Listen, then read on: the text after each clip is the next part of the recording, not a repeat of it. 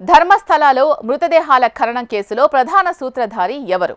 కేసును లోతుగా దర్యాప్తు చేసిన సిట్ అధికారులు ఇదంతా అబద్ధమని తేల్చారు. అనేక శవాలను తానే పూడ్చారని ఆరోపించిన చిన్నయ్య చివరకు యూటర్న్ తీసుకున్నారు. కేవలం డబ్బుల కోసమే ఈ డ్రామా ఆడారని సిట్ దర్యాప్తులో అతను అసలు నిజం ఒప్పుకున్నాడు. చిన్నయ్య అబద్ధాల కోరు అంటూ అతని భార్య కూడా ఆరోపించడం చర్చనీయాంశంగా మారింది. అయితే ఈ చిన్నయ్య వెనుక ఉన్న హస్తం ఎవరిది? చిన్నయ్యకు డబ్బు ఎర వేసిందెవరు? ఆ కుట్రదారుల టార్గెట్ ఏంటి? సిట్ అధికారులు మరింత లోతుగా దర్యాప్తు చేస్తే తప్ప అసలు సూత్రధారులు బయటకు రారు.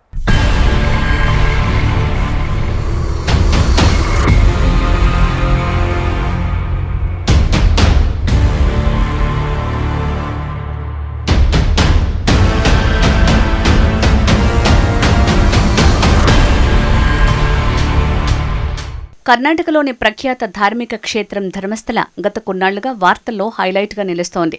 అక్కడేదో జరిగిపోయిందన్న వార్తలు అన్ని వర్గాల ప్రజలను ఆందోళనకు గురిచేసినప్పటికీ అదంతా ఓ కుట్ర అని తేలిపోవడంతో అంతా ఊపిరి పీల్చుకున్నారు. అయితే ముసుగు మనిషి చిన్నయ్య చెప్పినవన్నీ అబద్ధాలే అని తేలిపోవడంతో అసలు కుట్రదారులు ఎవరు అనేది తేలాల్సి ఉంది.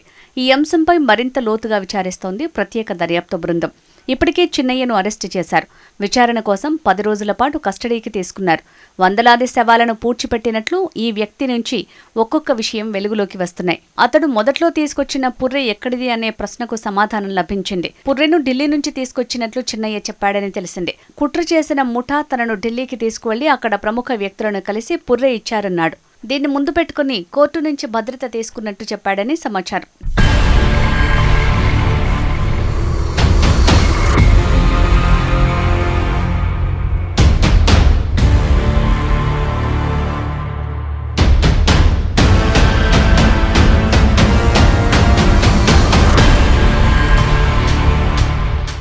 ఇంతకీ చిన్నయ్య తెచ్చిన పుర్రె దొరికింది ధర్మస్థలలో తవ్వకాలు జరిగిన చోట కాదని ఫోరెన్సిక్ నివేదికలో వెల్లడైంది. పుర్రెలో ఉన్న మట్టిని బట్టి ఆ అంచనాకు వచ్చారు. ఆపై చిన్నయ్యను గట్టిగా ప్రశ్నించగా పుర్రెను వేరే చోట నుంచి తీసుకువచ్చినట్లు అంగీకరించాడు. ఇతరులు చెప్పినట్టు చేశానని, కానీ సూత్రధారి వేరే వారని నోరు విప్పాడు చిన్నయ్య. సదరు ముఠా నుంచి 2 లక్షల రూపాయలు నగదు తీసుకుని నాటకమాడినట్లు చెప్పుకొచ్చాడు. 2023 డిసెంబర్లో ఆ గ్యాంగ్ తనను సంప్రదించి ఈ వ్యవహారం నడపాలని కోరిందని చెప్పాడు. ఈ అసత్య ప్రచారం చేసే గ్యాంగ్లో మహేష్ శెట్టి తిమరోడి, గిరీష్ మట్టన్నవర్లు ఉన్నారని తెలిపాడు. అయితే చిన్నయ్యను మరింత విచారించి సమాచారం సేకరించడంలో తలమునకలయ్యారు సిట్ అధికారులు. మరోవైపు చిన్నయ్య పచ్చి అబద్ధాల కోరు అంటున్నారు అతని మాజీ భార్య రత్నమ్మ. చిన్నయ్య తప్పుడు మనిషి అని మండిపడింది. ఆయనకు అబద్ధాలు చెప్పడం కొత్తేమీ కాదట. చిన్నయ్య నుంచి విడాకులు కోరుతూ కోర్టును ఆశ్రయించారని జరిగిన తతంగమంతా వివరించింది.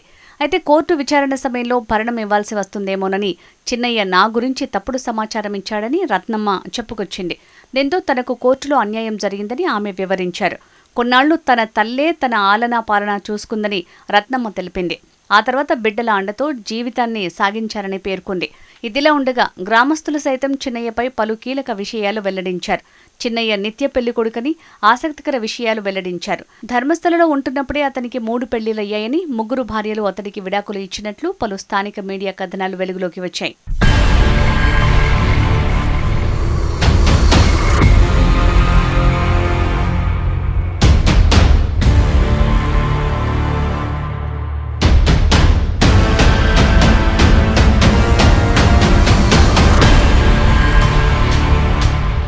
ఈ కేసులోని మరో కీలక వ్యక్తి సుజాత భట్.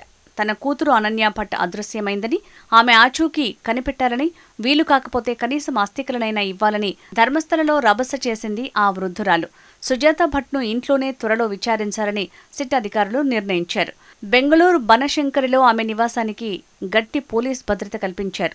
ఆమె చెప్పేది నిజమా అబద్ధమా అనేది ఆరా తీయనున్నారు సిట్ అధికారులు. ముసుగు మనిషి చిన్నయ్య చూపించిన 17 ప్రదేశాలలో తన కుమార్తె అనన్య భట్ను పూడ్చిన స్థలం ఉందని సుజాత భట్ ఆరోపించారు. ఈ మిస్సింగ్పై కంప్లైంట్ ఇస్తే ధర్మస్థల పోలీసులు అస్సలు పట్టించుకోలేదని తీవ్ర ఆరోపణలు చేయటం చాలా ప్రచారమైంది. పోలీసులు ఆమె ఆరోపణపై లోతుగా విచారిస్తే అసలు ఆమెకు సంతానమే లేదని తేలింది. ఈ విషయమై సుజాతను లోతుగా ప్రశ్నించగా మణిపాల్లో తన తాత ఆస్తి ఉండేదని, ఆ ఆస్తిని తమ కుటుంబ సభ్యులు ధర్మస్థల ధర్మాధికారులకు ఇచ్చారని, దీంతో నేను ఈ విధంగా అబద్ధం చెప్పానన్నారు. తర్వాత ఆ మాటలు తనవి కాదని ప్రకటించారు. ఇలా నిత్యం విరుద్ధ ప్రకటనలు ఆమె ఎందుకు చేస్తోందో పోలీసులకు అంతుబట్టకుండా ఉంది.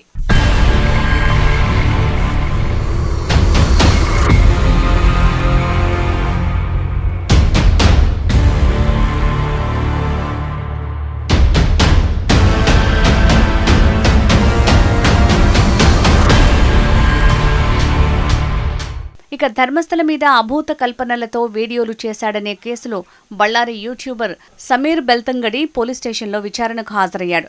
ధర్మస్థల దేవాలయానికి విరుద్ధంగా అపప్రచారం చేసినందుకు పలు వర్గాలను రెచ్చగొట్టేలా ప్రచారం చేశాడని అతనిపై పలు కేసులు నమోదయ్యాయి. ఓ కేసులో కోర్టులో ముందస్తు బెయిల్ తెచ్చుకున్నాడు. ధర్మస్థలలో తనకు ప్రాణ బెదిరింపు ఉందని సమీర్ చెప్పుకొచ్చాడు. అయితే అతన్ని సిట్ అధికారులు అదుపులోకి తీసుకుని విచారణ ప్రారంభించారు.